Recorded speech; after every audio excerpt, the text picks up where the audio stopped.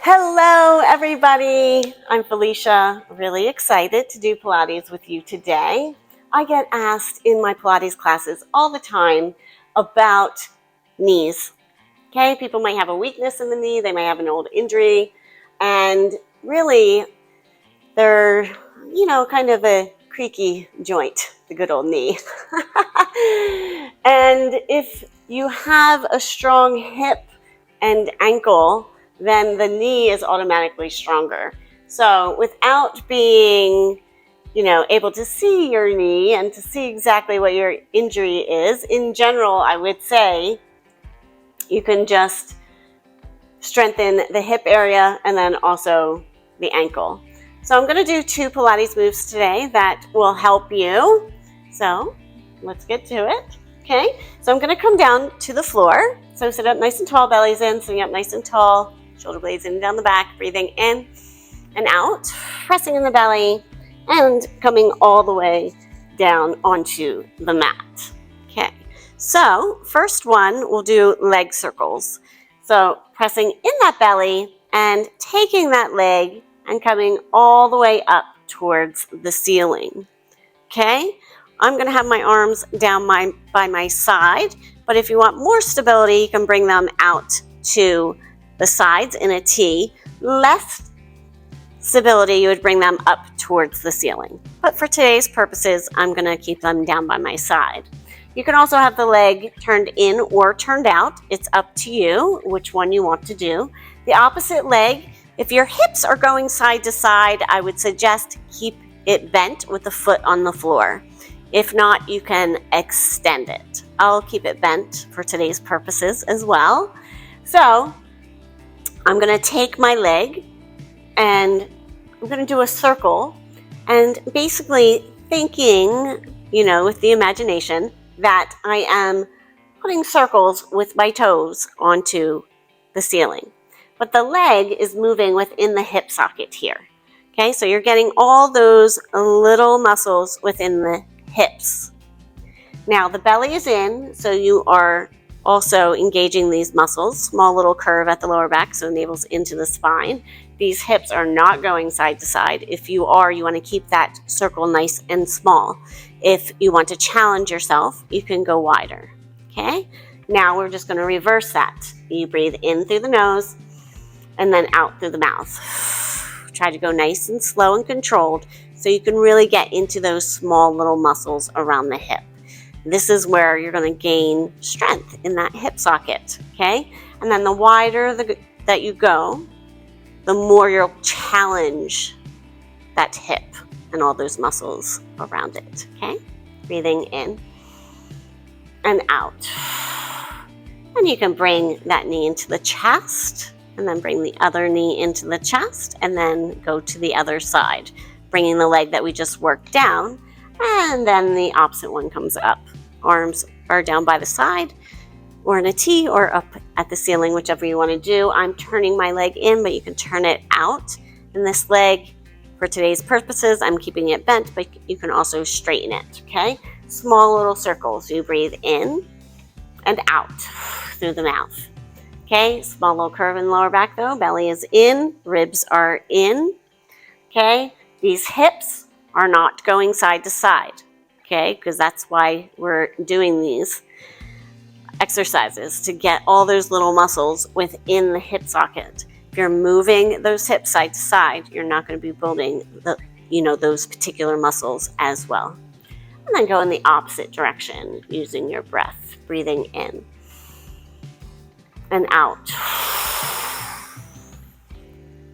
Good. And again, breathing in and out. Try to challenge yourself and go a little bit wider if you would like. If those hips are not going side to side though. Okay, if they are, then you want to go smaller. And then last one, breathing in and out. Bringing the knee into the chest and then coming all the way down with the leg.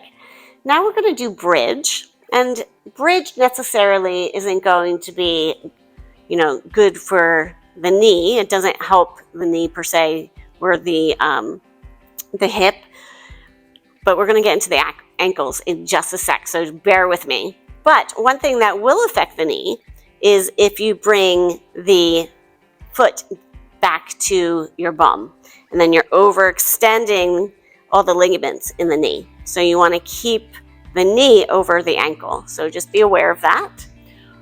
Arms and hands are down by your side as you breathe in through the nose and out through the mouth, pressing the arms, hands, and feet into the floor, scooping out the belly. One vertebra at a time comes off the floor to come all the way up to the tips of the shoulder blades.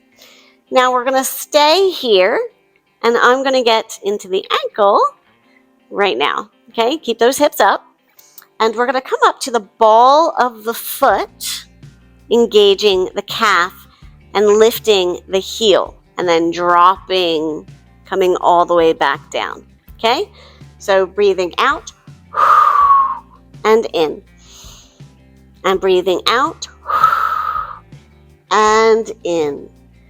Good. So we're really getting into the ankle here.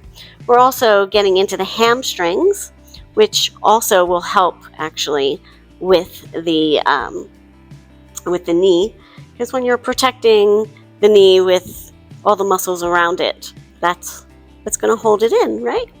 Okay. So coming down and up.